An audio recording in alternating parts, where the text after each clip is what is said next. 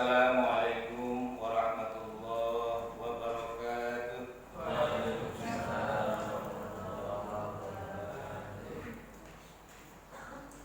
Alhamdulillahirabbil alamin wa bihi nasta'in wa ala umuri dunya waddin wa ala alihi wa ashabihi ajma'in. Asyhadu an la ilaha illallah wahdahu la syarika lah wa asyhadu anna Muhammadan abduhu wa rasuluh.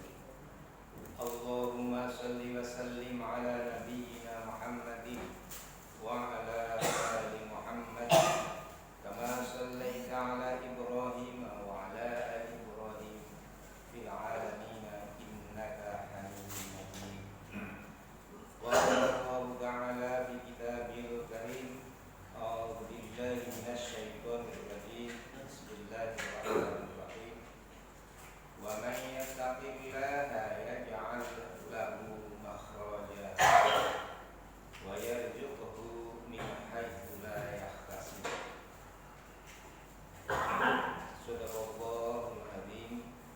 Qala Rasulullah sallallahu alaihi wasallam, la sholata liman jaral masjid illa fil jama'ati wa fi riwayati illa fil masjid. Bapak Ibu hadirin jamaah subuh yang dimuliakan Allah Subhanahu wa taala. Marilah kita kembali bersyukur kehadirat Allah Subhanahu wa taala yang telah memberikan nikmat yang luar biasa, yakni iman dan nikmat Islam, nikmat kesehatan serta keselamatan, sehingga pagi ini kita bisa melaksanakan sholat subuh berjamaah,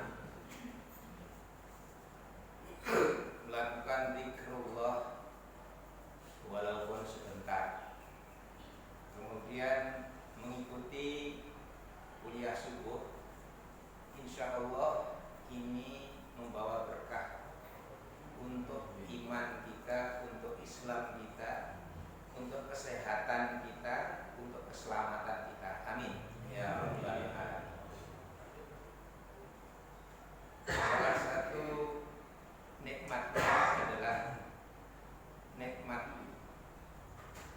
yang saya sebutkan tadi, adalah nikmat kita beragama Islam. Bapak Ibu sekalian, Islam itu sesuai dengan tuntunan Rasul sallallahu alaihi wasallam mengatur hidup dan kehidupan kita dari hal-hal yang terkecil sekalipun, semuanya diatur dalam ajaran syariat Islam.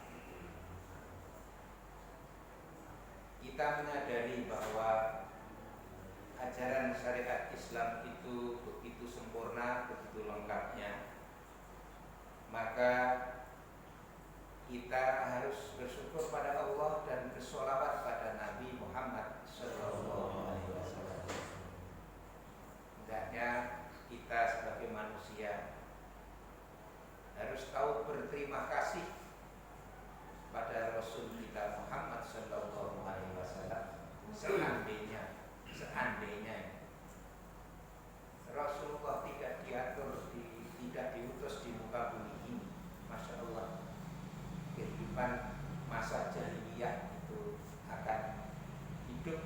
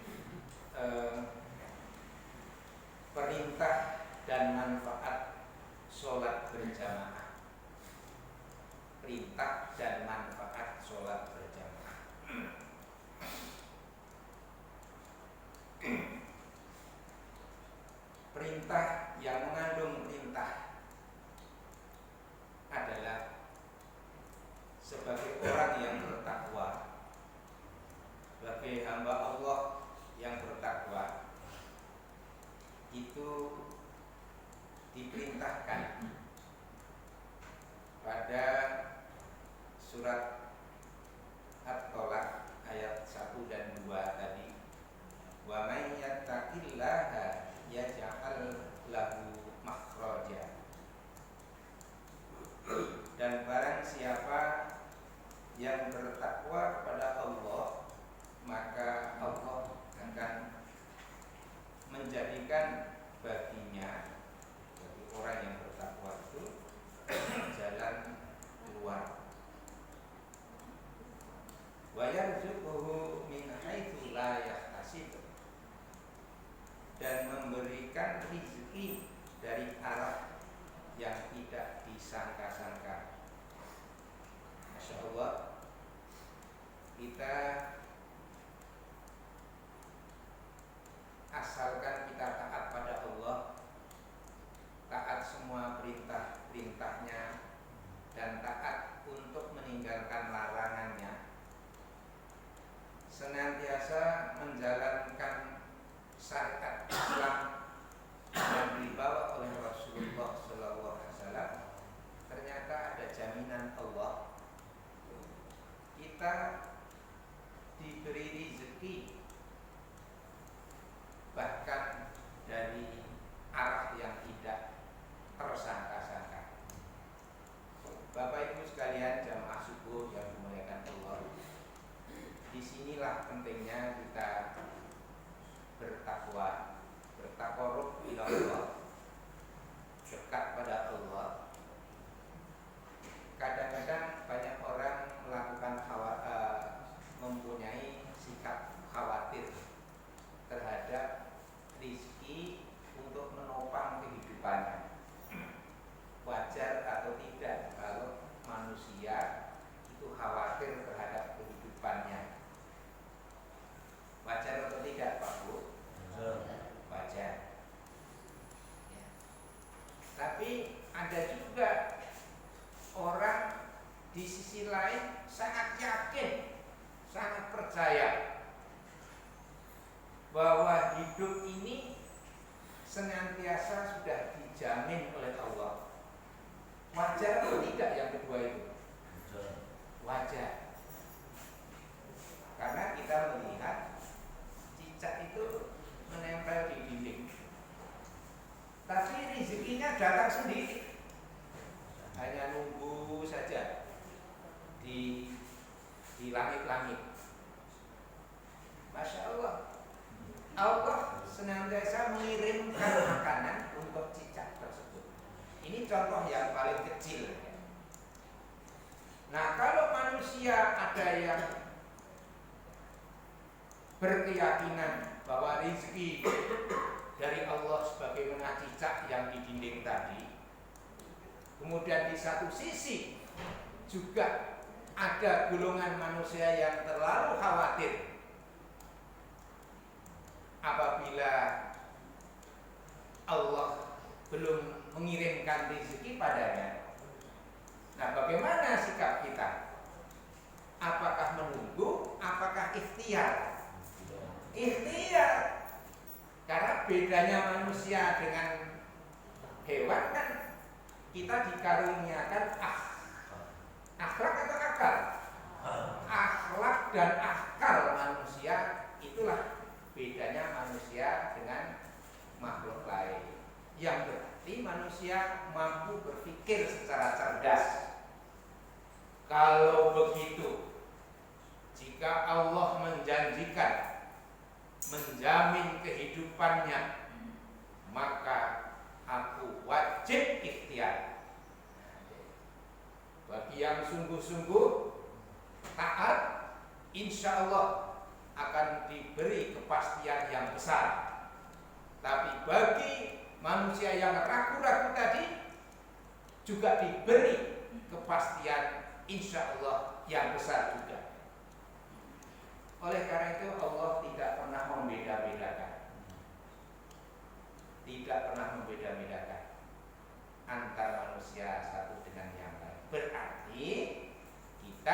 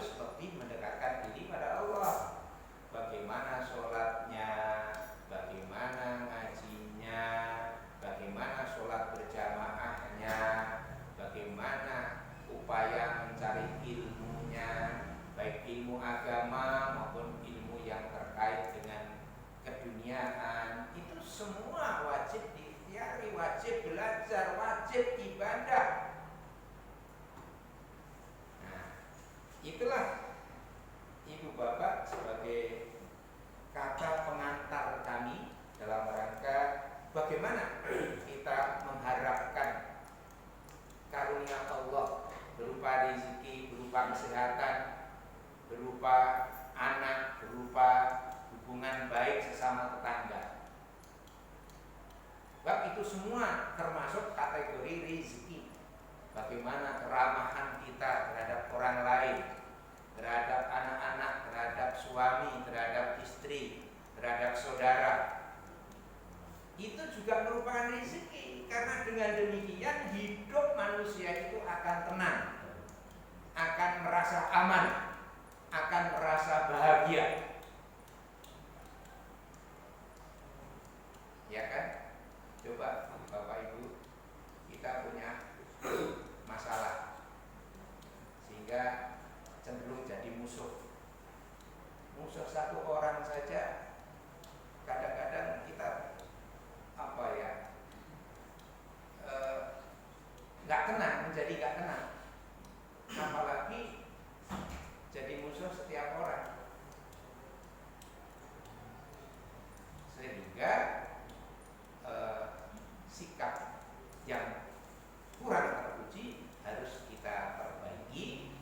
Bagaimana akhlak kita terhadap orang lain, bagaimana akhlak kita terhadap suami, akhlak kita terhadap istri, akhlak kita terhadap anak-anak, akhlak kita terhadap rumah tangga, terhadap jamaah, terhadap tetangga, terhadap masyarakat.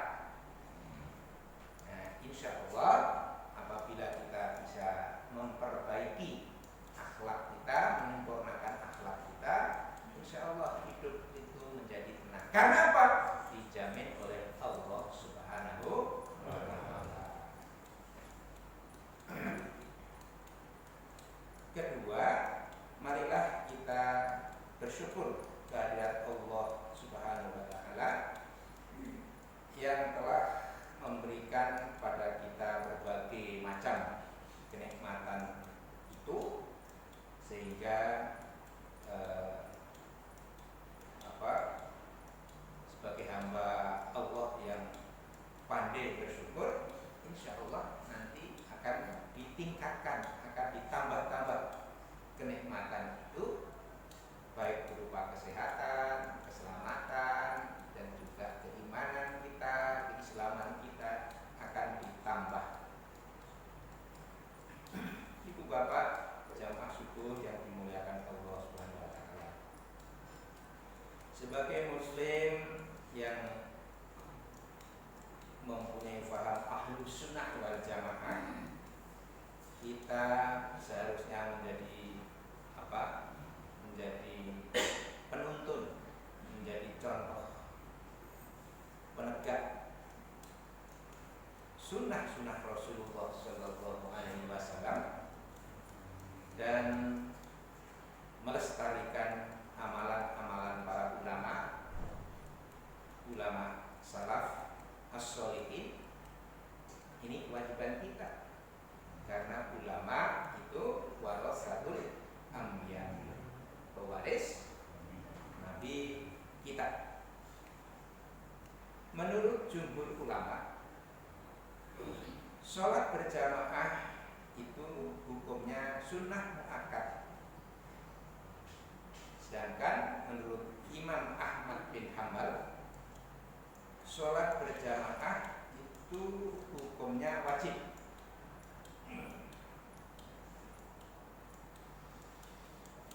Rasulullah SAW selama hidupnya sebagai Rasul belum pernah meninggalkan sholat berjamaah di masjid meskipun beliau dalam keadaan sakit.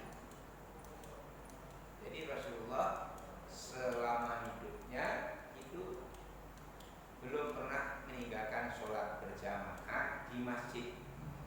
Memang masjid Rasulullah itu ya kediamannya itu. Jadi kita ya kan antara masjid dan Raudhah itu kan dekat, ya kan, dekat dengan kediaman beliau. Gak pernah meninggalkan sholat berjamaah di masjid.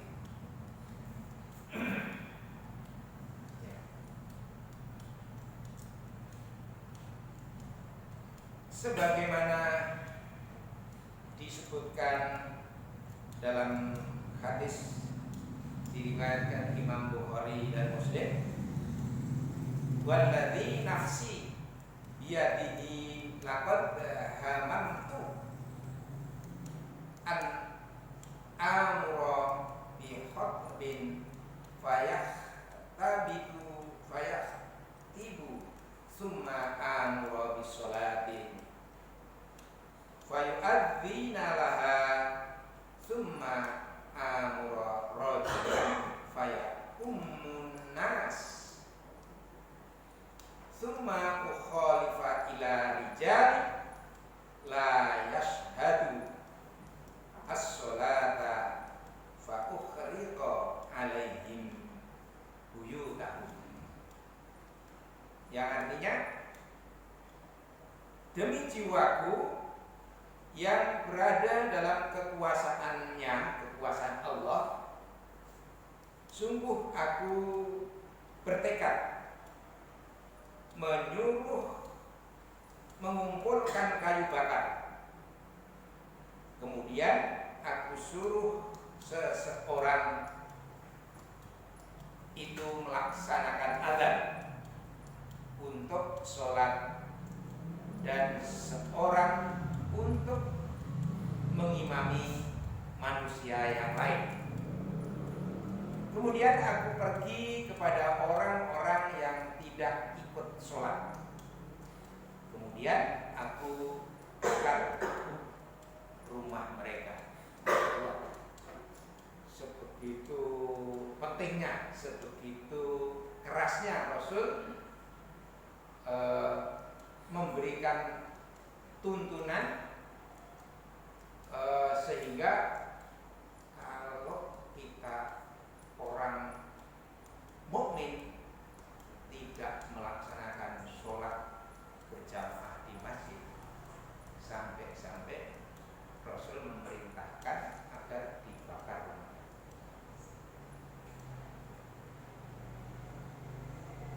Jadi begitu makna hadis ini, betapa pentingnya sholat berjamaah itu. Nah, ini tentu yang termasuk perintah, ya, perintah sholat berjamaah.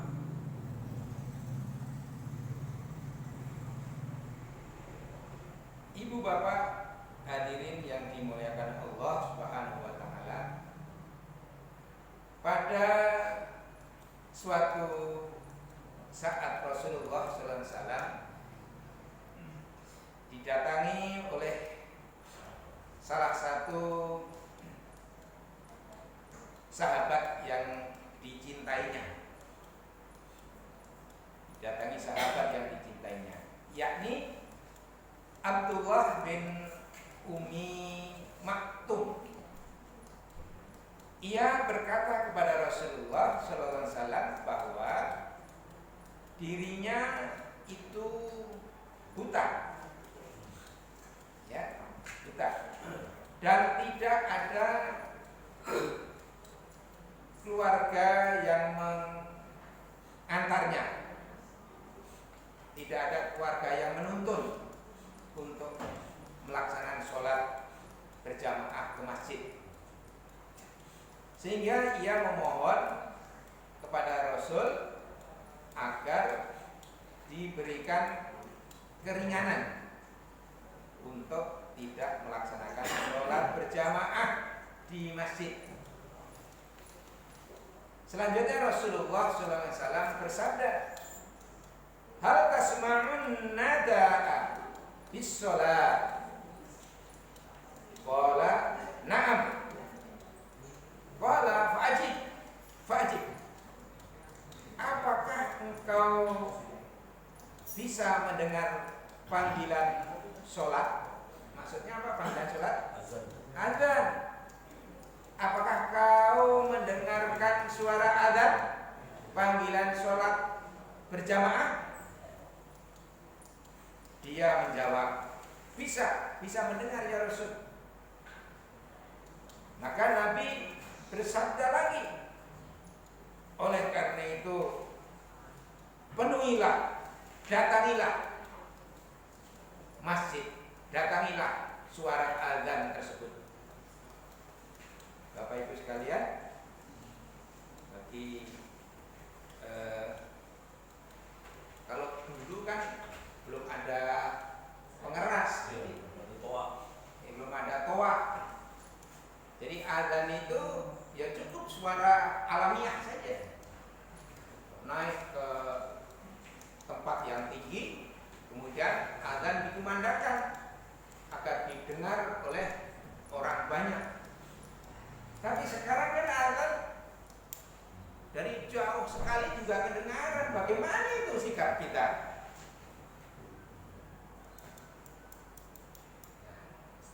Sedangkan suara azan di mana-mana, di masjid, di musola juga masjid ya. Masjid itu tempat bersujud. Jadi, nah kita kan belum punya masjid. Itu salah itu. Musola juga masjid. Ya, nggak bisa dijadikan ilah. Ilah itu alasan. Karena belum masjidnya kan jauh Pak, di Nurul Iman. Kalau musola Al-Hidayah kan bukan masjid itu.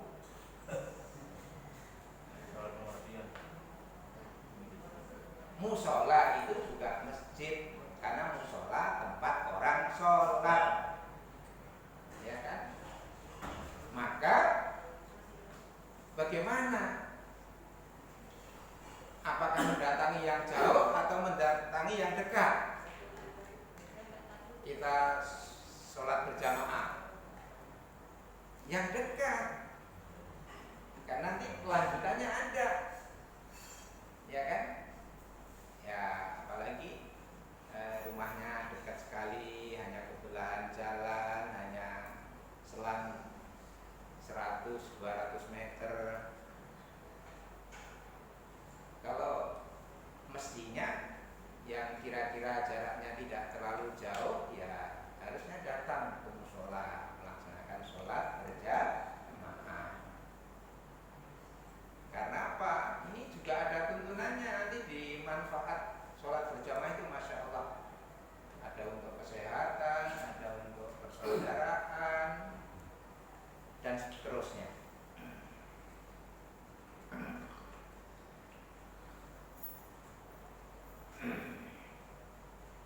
Begitulah Rasulullah Sallallahu Alaihi Wasallam kepada umatnya, ya, agar senantiasa memenuhi sholat berjamaah di masjid, di musola, sekalipun kepada sahabatnya yang tidak bisa melihat, alias buta tadi. Masya Allah, orang buta saja diharuskan, bahkan orang sakit juga diharuskan sepanjang bisa berjalan. Tapi kalau sakitnya sudah sudah berat, ya kita harus menyadari. Bagaimana dengan kita umat Islam yang diberikan kenikmatan sempurna? Selagi orang buta, orang sakit pun diwajibkan sholat berjamaah di masjid, di musola. Artinya bagi kita orang yang sempurna, kan tadi diberi nikmat kesehatan. Nikmat atau tidak kalau kesehatan? Nikmat keselamatan. Kita selamat, nggak terjadi apa-apa. Nikmat tidak orang selamat itu? Iya, selamat itu sehat. Selamat, sehat, aman. Kemudian diberi kesempurnaan akal. Masya Allah, ini karunia yang luar biasa, yang membedakan manusia dengan hayawan itu akalnya. Terus diberi kesempurnaan, bisa jalannya ke depan, bisa mengayunkan tangan, bisa melihat,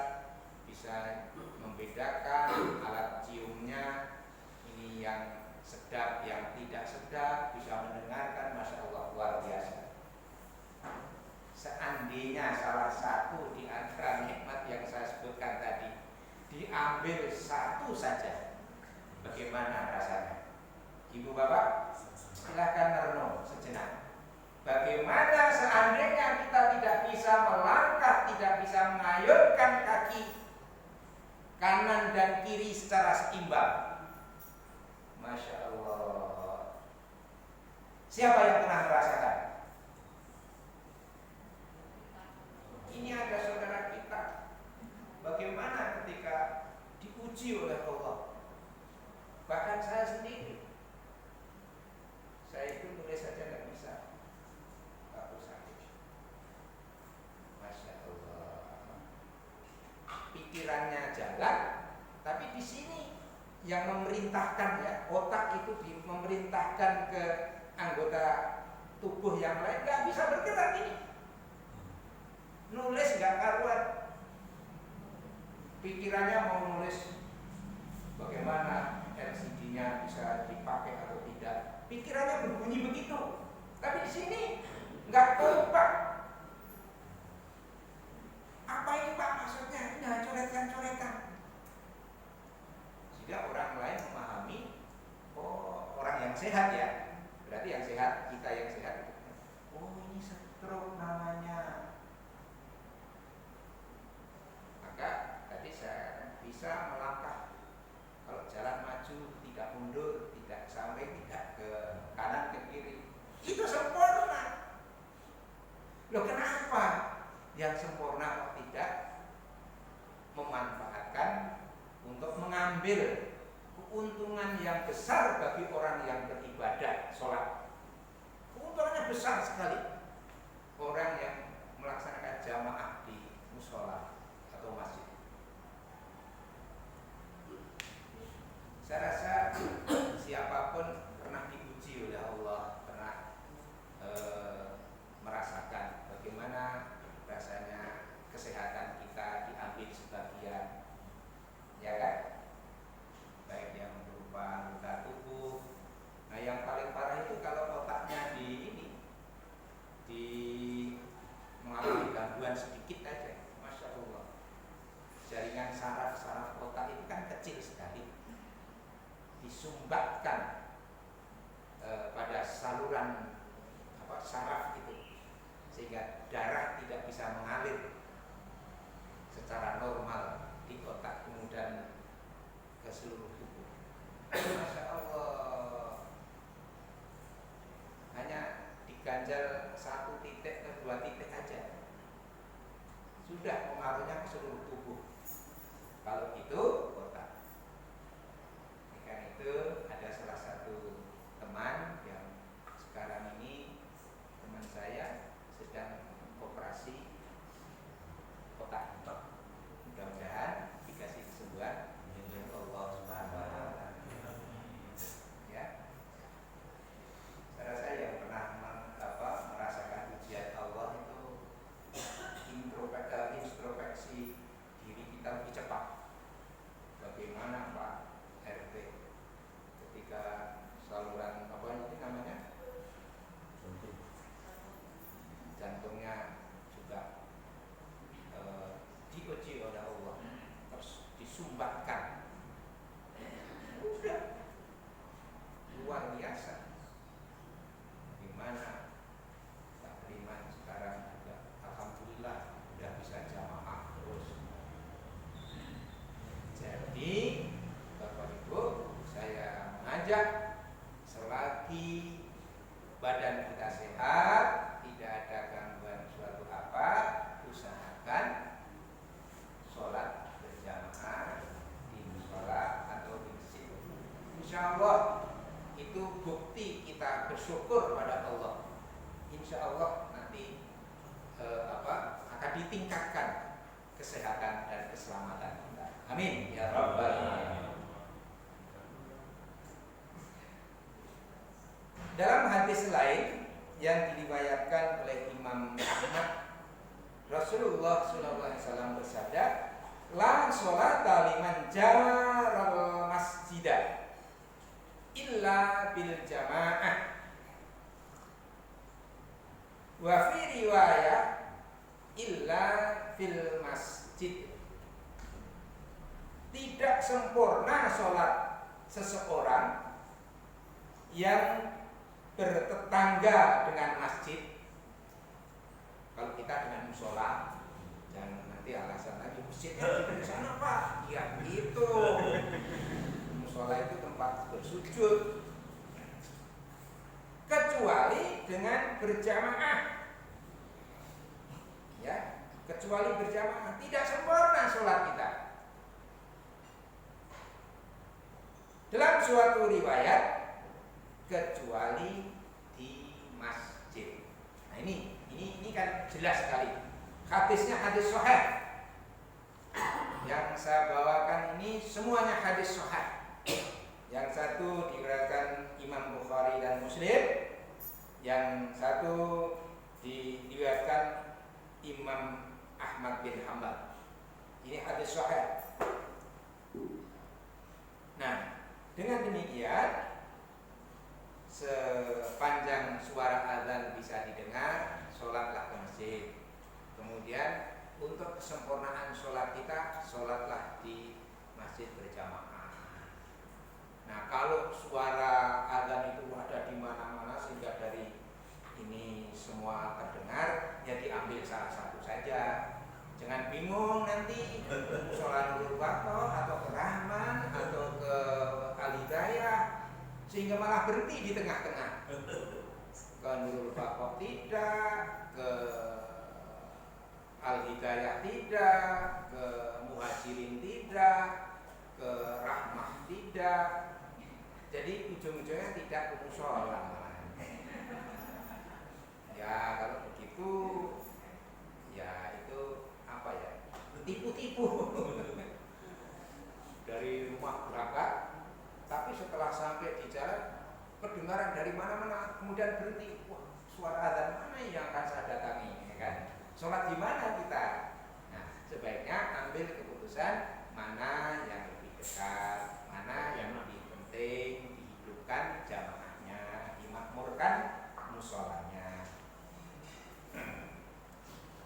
Ibu bapak jamaah subuh yang dirahmati Allah Subhanahu wa taala, sekali lagi hadis-hadis tersebut menunjukkan betapa pentingnya sholat berjamaah. Rasulullah SAW menekankan bahwa sholat jamaah itu dilaksanakan di masjid, karena masjid didirikan bukan untuk apa ya, megah-megahan, untuk istirahat, santai-santai di musola, santai-santai di masjid. Musolanya ini adem, kemudian kalau yang untuk istirahat ini nikmat sekali. Bukan untuk itu, tapi untuk ibadah. Nah, melainkan untuk meramaikan atau memakmurkan musola atau masjid dimaksud. Allah Subhanahu wa taala berfirman dalam surat At-Taubah ayat 18, A'udzubillahi minasyaitonir rajim. Bismillahirrahmanirrahim. Innama ya'muru masajidallah man amana billah wal yaumil akhir wa qama sholah wa ataz zakah wa lam yakhsha illallah.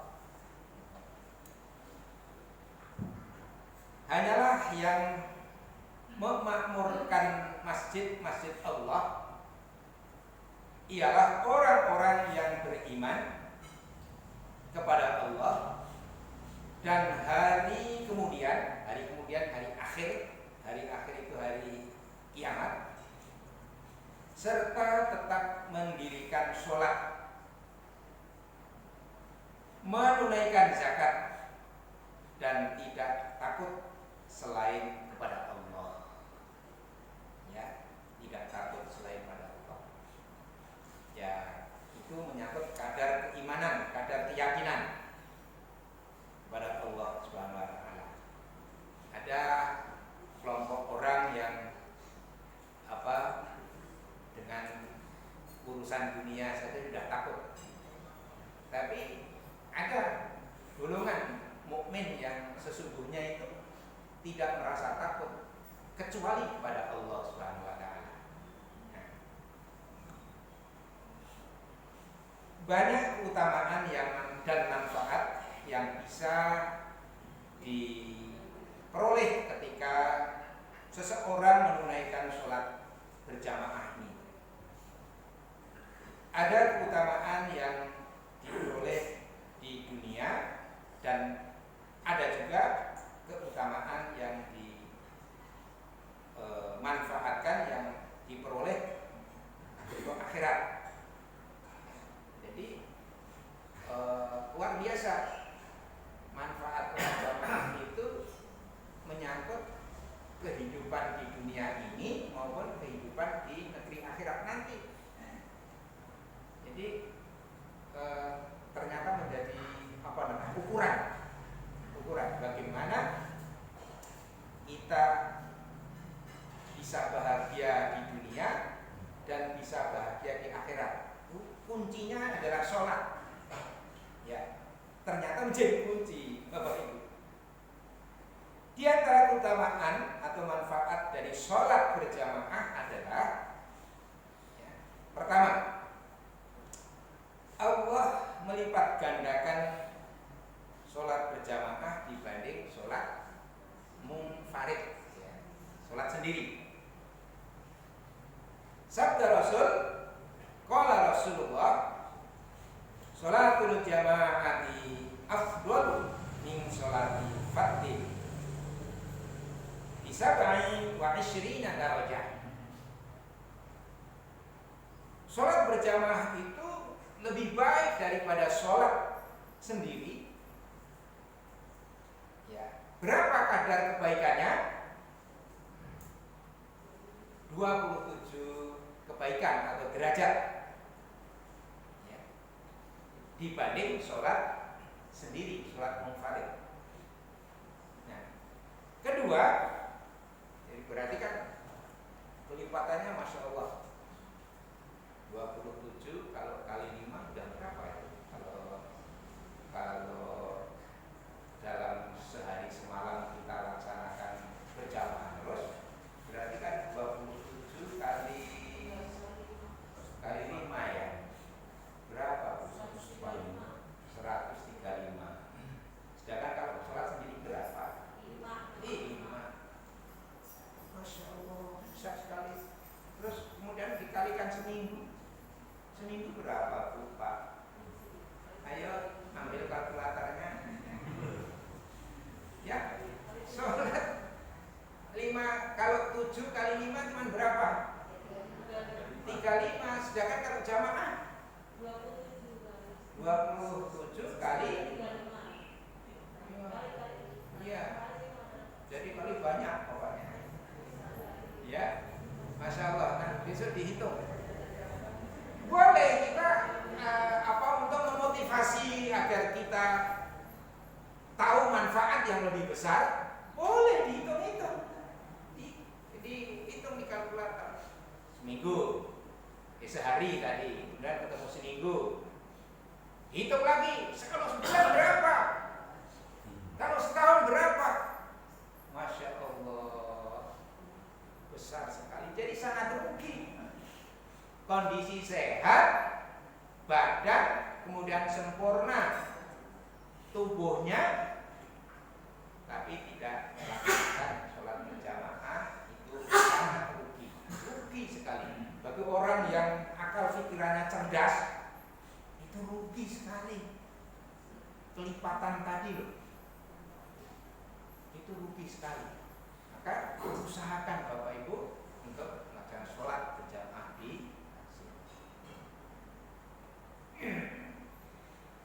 Nah, yang kedua, menjauhkan diri dari sifat munafik.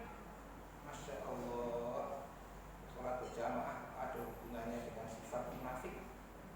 Di antaranya, sifat orang munafik adalah bermalas-malas dalam sholat. Hal ini tercantum dalam surat An-Nisa ayat 142. Bismillahirrahmanirrahim. Innal munafiqina yukhadi'una Allah wa huwa khadi'uhum wa idza qamu ila shalah. Masyaallah. Qamu kusala yura'una an-nasa wa la yadhkuruna Allah illa qalila. Masyaallah. Ternyata hanya sedikit orang yang menyadari ini. Sesungguhnya orang-orang munafik itu menipu Allah. Menipu Allah. Dan Allah akan membalas tipuan mereka. Dan apabila mereka berdiri untuk sholat, mereka berdiri dengan malas. Mereka bermaksud riya, yaitu pamer ya, dengan sholatnya itu. Nah, di hadapan manusia, maksudnya mau pamer di hadapan manusia yang lain gitu. Dan tidaklah mereka menyebut Allah kecuali sedikit sekali. Berarti ini kita perhatikan kalau anak-anak biasanya kalau berdiri mengikuti mengikuti imam, ya kan? Anak-anak itu biasanya malas-malas berdirinya atau rukuknya atau sujudnya terakhir. Kalau Allahu Akbar masih ikut-ikutan. Begitu sudah wala boleh, cepat, ya kan? Ini untuk anak-anak yang sering saya perhatikan di musola ini. Kalau bapak ibu semua nggak ada yang begitu. Pasti pasang niat dari awal, khusyuk, tertib. Insya Allah. Tiga itu merupakan kunci kesempurnaan di dalam sholat berjamaah. Ketiga, menjadi sebab diampuninya dosa oleh Allah, ya, penyebab sholat berjamaah. Jadi senantiasa diampuni dosa terhadap Allah, ya. Ini Masya Allah. Karena apa? Karena keikhlasan kita barangkali ya, keikhlasan. Nah, Rasulullah Shallallahu Alaihi Wasallam bersabda, "Idza qamal imamu ghairil maghdubi alaihim waladhdallin." Amin. Ya, saya ulang. Idza qalal imamu ghairil maghdubi alaihim waladhdallin. Faqalu amin. Fa innahu man wafaqa qaulahu qaulal malaikati ghufira lahu ma taqaddama min dzambih. Maka mengikuti imam dan menjawab setelah waladhdallin amin itu penting sekali. Karena diikuti aminnya para malaikat Allah. Jangan waladhdallin amin juga untuk main-main seperti anak-anak kita kan ada amin. Dalam baca amin itu ada tiga teori. Bisa amin, bisa amin, bisa amin, bisa amin, bisa amin, bisa amin. Iya, seperti yang suka ucapkan orang-orang saudara kita yang Kristen Katolik kan, amin. Jadi ada tiga teori. Nggak salah itu, nggak salah, benar. Tapi ketika dibaca dengan tidak khidmat, dengan teriak-teriak itu menjadi salah.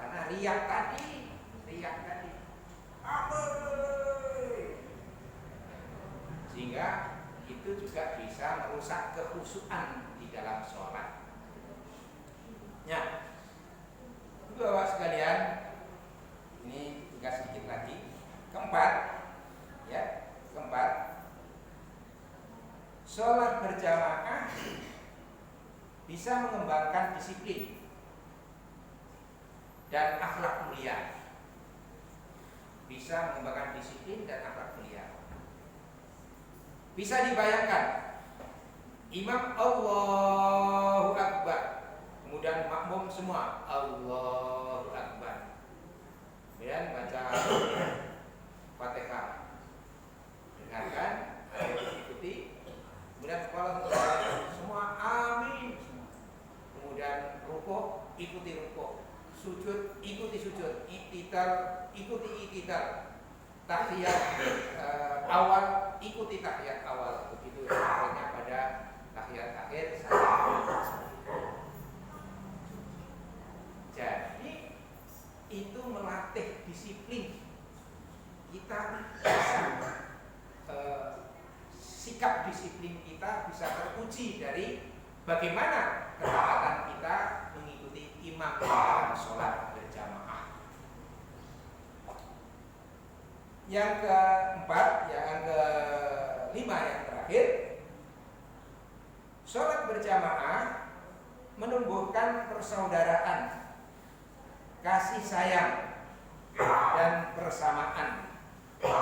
Apabila kita bertemu 5 kali dalam sehari semalam, ya kan, maka akan tumbuh kasih sayang di antara sesama muslim. Ibu bapak, contoh kecil ya, kita biasa berjamaah, subuh ketemu zuhur, ketemu asar, ketemu maghrib, ketemu isya, ketemu. Yang kadang-kadang antara zuhur dan asar itu bagi yang bekerja kan ini ya. Tapi maghrib ketemu, isya ketemu, subuh ketemu, masya Allah. Sehingga kita tidak, seandainya tidak datang salah satu pun, kita akan tanya, kemana ini Pak Ahmad, kemana ini Bu Joko, kenapa kemana ini Pak Firman, sehingga saling menghabarkan, oh Pak Firman sedang sakit, Bu Joko sedang ada urusan, ya kan, Bu Joko buat anak coba-coba. Jadi ini saling menghabarkan, sehingga kalau ada yang sakit ditengok, ya kan, ada yang sakit ditengok, bagaimana Pak Anwar, dan seterusnya. Sebagai muslim yang baik. Satu ketika Pak Sakio adzan subuh, ya kan, adzan subuh kan. Suatu saat, Pak kemana ini? Nggak ada suaranya, ya kan gitu kan? Pasti ditanya. Nah ini menunjukkan hubungan kita itu baik dengan jamaah, itu baik. Ya. Kemana nih Brian? Biasanya jadi imam, kok nggak ada?